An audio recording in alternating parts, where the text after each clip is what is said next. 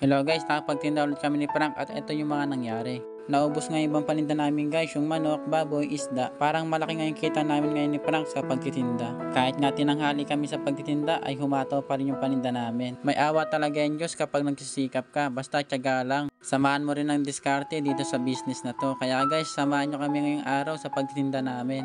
4:30 nga ng umaga ay nagising na ako at yung kinukuha na ko ng isda ay walang isda ngayong araw. Kaya doon tayo kukuha sa isang kinukuha na natin na si Kuya Tope. Umaga na nga guys ay wala pa ring isda kaya lumabas na ako guys para tignan yung isda. At eto nga guys yung mga isda kasi tinanghali rin sila kay Tope. Nakakuha na pala ako ng gulay at dinala ko na dyan sa kariton ko. Tapos yung isda ititimbang na lang yon. Nakuha na rin kasi ako ng isda guys kaya babalikan natin mamaya. Marami rin kasi kumukuha sa kinukuha na ko ng isda guys kaya yun mamaya na natin babalikan. Kaya nga nila first come first serve. Nahuli nga ako sa pagkuha ng isda kaya yun huli na rin ako sa paglista ng isda pero mamaya babalikan na natin yung isda natin pero ngayon ayusin muna natin yung gulay natin sa kariton. Nilagay ko na pala yung mga gulay sa kariton at para maayos na rin para yung ayusin na lang natin mamaya ay yung isda. Ito nga wala ako taga video at si Dudong nga busy rin taga lista ng gulay kaya yun tinabi ko na lang yung camera ko para makapag video rin ako. Yan nga guys ay magsi-6 na rin kaya sobrang late na talaga ako sa pagtitinda kaya nga sabi ko kay Dudong tulungan niya na ako para makaalis na kami at pagkatapos ko nga iayos yung mga gulay guys ay sinunod ko na naman yung mga isda. Nilungan na pala ako ni Dudong kasi anong oras na rin. Patanghaliin kami sa pagbenta namin. Kaya yung guys nilalagay na nga ni Dudong yung mga isda dun sa balde. Naka-plastic nga lang yung mga isda kasi sa iba ako kumuha ng isda. Sa kinukuhanan ko kasi sa tapat namin ay naka-tray. Ngayon kasi wala silang panindang isda. Kaya yun sa kabila ako kumuha ng isda. Pagtapos nga na ito guys ay kakain muna kayo bago kami. So guys, yan. Nandito na kami sa Harmony.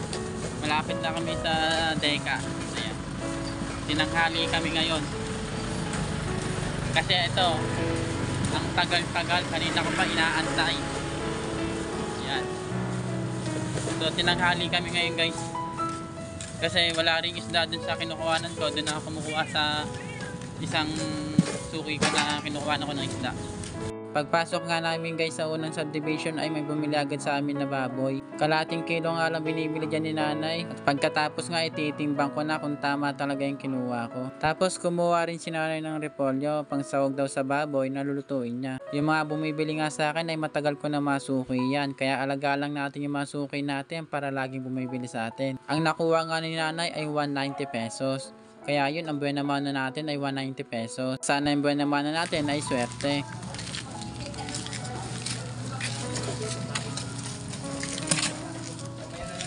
Gulay, manok, isda, baboy. Gulay, isda, manok, baboy. Tapos dito nga guys, kinuha lahat yung buto-buto na baboy namin ng suki namin. 300 plus pala yan yung buto-buto na kinuha ni ate. Inubos niya rin pala yung mga buto-buto na dala namin. Ang kilo na lang kasi mahigit yung baboy na buto-buto namin kaya inubos niya na. Ang sabi nga ng suki namin, ipa-chop-chop niya daw. At si Frank kaya nag-chop-chop kaya pinaubaya ko na sa kanya. Dito sa pagtitinda nga namin guys ay hindi talaga kami nalulugi. Kasi yung mga paninda namin ay pwede naman yung ibalik. Yung gulay, yung isda, yung manok ay pwedeng ibalik guys. Kaya maraming salamat sa mga suki namin na nagpapakuha sa amin. Kapag tinutumal kasi ay binabalik namin yung mga paninda namin ng marami. Gulay, isda!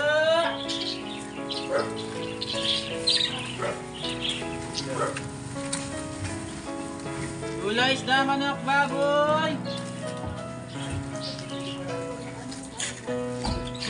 At dito nga guys ay may kumuha sa amin kalating kilong galunggong. Pinalinisan na rin sa amin at si Frankie na naglinis. Nang pinapalinis ko ngayon para matuto siya pag wala ako. Marunong na nga siya at konting improvement na lang makukuha niya na yung mga galawan kong malulupit. Uy, galawang malulupit. Tapos nga guys, yung mga isda namin ay nakuha namin ng mura. Kaya pag naubos to ay malaki yung kita namin. Pagtapos nga namin dito sa unang subdivision ay lumipat na kami sa pangalawang subdivision. Tapos yung suki namin dito ay bumili ng 1/4 na hipon. Bumili rin pala siya ng hasa-hasa, 1/4 lang din. Tapos sinamaan niya rin ng gulay, yung kangkong nga. Tapos kamatis ang kinuha ni ate. Sabi nga ni ate ay para hindi na siya lalabas para bumili ng ulam. Tapos yung suki naman namin dito ay bumili ng isang manok. Pinachop-chop nga sa amin ng suki namin kasi pang adobo nga daw niya. At si Frankie nga yung babanat niya. Natututo na nga si Frankie magtadtad ng manok. at baboy. Marunong na nga rin siya maglinis ng isda. Tapos dito nga ulit guys ay bumili yung kapitbahay ng suki namin ng galunggong. Pinalinis ko na nga rin kay Frankie para masanay siya. At bago nga kami lumabas dito sa pangalawang subdivision ay may bumili sa amin na bangus. Yung isang suki namin ay bumili ng 1 piraso. Yung isa naman ay 2 piraso kaya pinalinis sa amin. At si Frankie na naglinis sa 3 bangus. Pero natatakot nga ako sa hiwa ni Frankie kasi tignan nyo naman yung hiwa niya. Delikado talaga.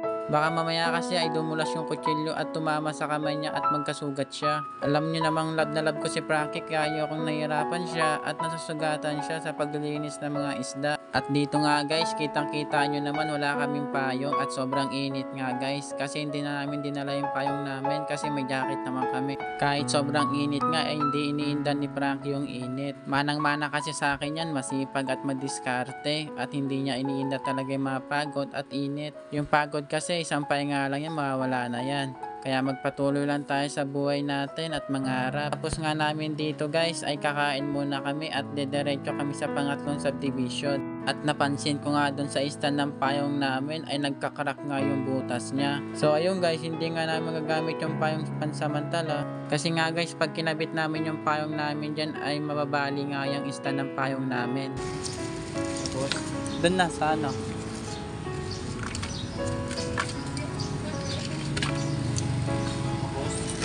Yung isa dyan nasa ano.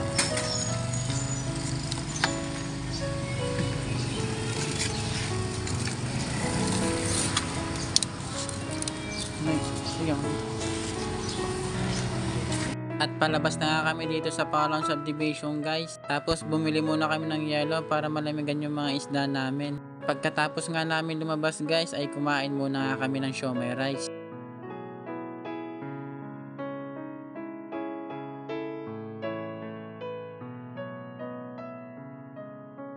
Nandito na nga kami sa pangatlong subdivision guys at naubos na nga yung manok namin at kinuha nga ng suki namin yung kalahating buo ng manok namin. Pinatadtad na nga rin kay Frank pang adobo nga daw yung luto. At pagtapos nga namin dito guys ay diretso uwi na nga kami. Kasi anong oras na rin guys at sobrang init nga ng panahon. At yung isda nga namin guys ay konti na lang. Pero mamaya nga yung suki namin dun sa dulo ay kukunin lahat ng isda namin kaya maubos yung isda namin. Alumahan.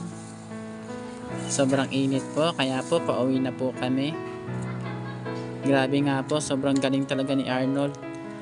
Parang lahat na siya yung gumawa ng paglilinis, pagchachap-chap ng baboy, manok. Ayan guys, nakikita nyo naman. Very talented talaga ni Arnold Frank Risada. Ayan po. Grabe nga po. May kailangan ata to kaya sobrang sipag. Pera ata kailangan nito guys. Kaya at nung isang suki nga namin ay kumuha ng maraming isda kaya naubos yung isda namin. Pagkakataon na nga namin to para kumita ng malaki. So ayun nga lang guys for today's video. Maraming salamat po sa lahat ng suporta nyo.